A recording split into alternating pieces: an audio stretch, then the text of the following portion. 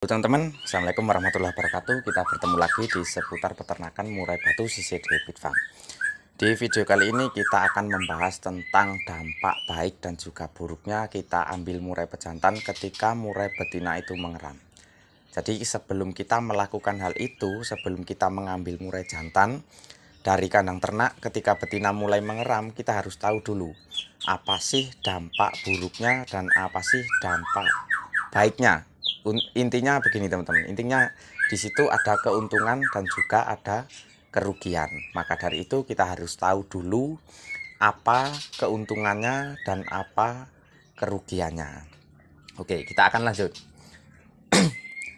Kita akan bahas kerugiannya terlebih dahulu.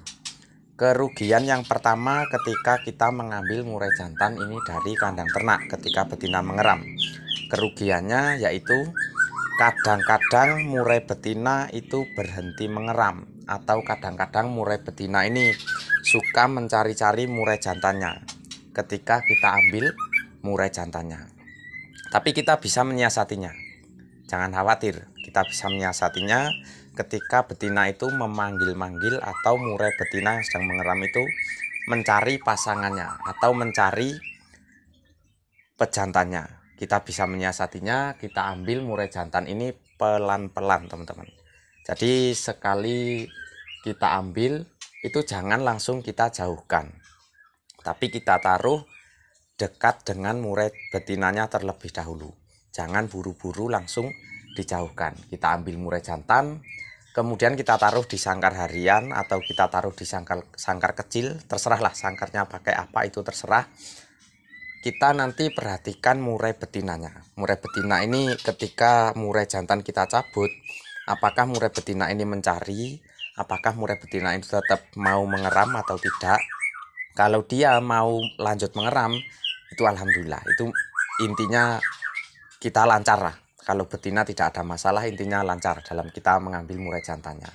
Tapi kalau misalkan nanti murai jantan kita ambil, murai betina ini berhenti mengeram atau murai betina ini suka manggil, suka keluar dari glodok, itu pejantan harus kita dekatkan, harus kita kembalikan lah, tapi tetap di sangkar harian.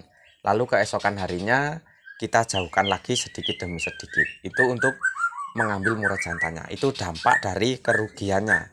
Seperti itu kerugiannya. Tapi kita bisa mengantisipasi atau bisa mengatasinya. Setelah kita bahas kerugiannya, kita akan bahas keuntungannya teman-teman. Keuntungannya sangatlah banyak sekali. Ketika kita mengambil murai jantan ini, di saat murai betina mulai mengeram, murai jantan kita ambil, itu keuntungannya sangat banyak sekali teman-teman. Keuntungan yang pertama, murai jantan ini tidak mudah berlemak. Ketika kita ambil dari kandang ternak, tidak akan berlemak. Kok bisa tidak berlemak? Nah, karena kita waktu pejantan ini kita ambil, kita taruh di sangkar harian, otomatis kita bisa mengontrol makanannya. Itu keuntungan yang pertama. Kalau tidak kita ambil, misalkan murai jantan ini kita biarkan di sini, dia kerjaannya cuma makan dan cuma gacor dan tidur, begitu saja. Karena makanannya juga banyak sekali. Ketika murai betina mengeram, secara otomatis makanan akan dihabiskan si murai jantan tersebut. Nah, itu keuntungan yang pertama. Keuntungan yang kedua, ketika jantan kita ambil, ketika murai betina mulai mengeram, keuntungan yang kedua, kita itu bisa buat hiburan teman-teman. Bisa kita buat hiburan, kita taruh di teras lah. Kita taruh di teras, murai jantannya kita buat hiburan, kita dengarkan kicauannya, atau bisa kita buat jalan-jalan juga bisa, buat ngopi bareng teman juga bisa. Itu keuntungan yang kedua. Keuntungan yang ketiga, murai jantan ini ketika murai betina mengeram kita ambil, kita bisa mengajarinya dia cara berpoligami. Kita bisa ambil, kita dekatkan dengan murai betina yang lain. Apalagi kalau murai betina yang lain sudah ada yang siap. Misalkan murai betina yang ini sudah mulai mengeram, itu pejantan ini bisa kita ambil. Bisa kita pindah ke murai betina yang lain. Itu keuntungan yang keempat atau ketiga tadi. Itu keuntungan yang selanjutnya. Dan untuk keuntungan yang lainnya, ketika kita mengambil jantan ini, biasanya murai jantan itu ketika betina mengeram biasanya suka gacor. kalau malam hari. Nah, kalau kita memakai cara seperti ini, insya Allah malam hari dia tidak gacor. Karena kita bisa menempatkannya di tempat yang agak gelap, supaya malam itu tidak gacor, tidak bunyi lah. Supaya malam tidak gacor, tidak bunyi. Gitu teman-teman. Oke, langsung kita akan tangkap dulu murai jantannya. Dan ini sangkar sudah kita siapkan. Dan ini telurnya teman-teman. Telurnya sudah ada kurang lebih 2 butir lah. Nah, sudah ada 2 butir. Jadi kalau sudah ada seperti ini, jantan baru kita ambil.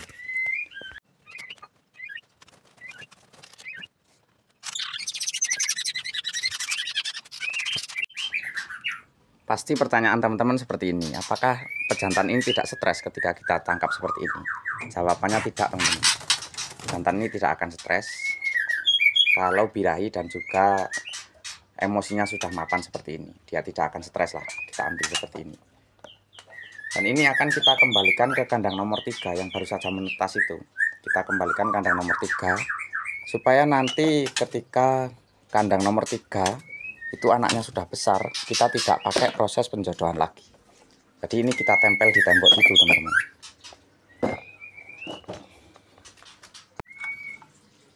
Dan untuk sementara murai jantan ini cuma kita kasih air minum saja teman-teman, supaya dia itu makanannya kita kurangi, EF-nya kita pangkas. Kita bertujuan untuk mengurangi lemaknya supaya dia tidak terjadi yang namanya berlemak.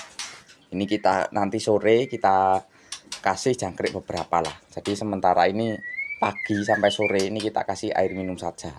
Nanti kita pangkas pelan-pelan. Mulai misalkan dia makanannya 10, kemudian besok kita pangkas lagi. Kita pangkas selama sampai kira-kira dia itu murai betina siap lagi, baru kita jor lagi EF-nya.